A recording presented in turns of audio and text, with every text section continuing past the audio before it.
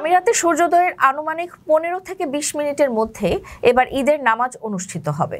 এছাড়া আমিরাতের ফতোয়া কাউন্সিল এক গুরুত্বপূর্ণ ঘোষণায় জানিয়েছে, পবিত্র ঈদুল আজহা এবং শুক্রবারের জুমা একই দিনে পড়ায় দুটি নামাজই নিজ নিজ নির্ধারিত সময় অনুযায়ী পৃথকভাবে আদায় করতে হবে।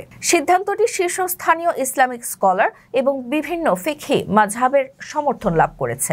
গালফ নিউজ সহ সংবাদ মাধ্যমের প্রতিবেদনের মতে সম্ভাব্য সময়সূচি অনুযায়ী এবার আবুধাবিতে সকাল 5টা 50 মিনিট, আল আইনে সকাল 5টা 43 মিনিট, দুবাইতে সকাল 5টা 45 মিনিট, শারজায় সকাল 5টা 44 মিনিটে ঈদের নামাজ অনুষ্ঠিত হবে।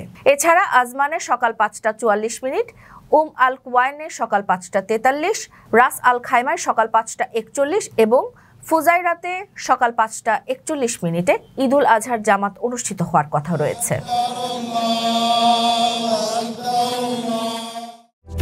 আকর্ষণীয় রেট ও দারুণ সব ডাটা বান্ডেল পেতে আজই ব্যবহার করুন ফ্রেন্ডলি সিম।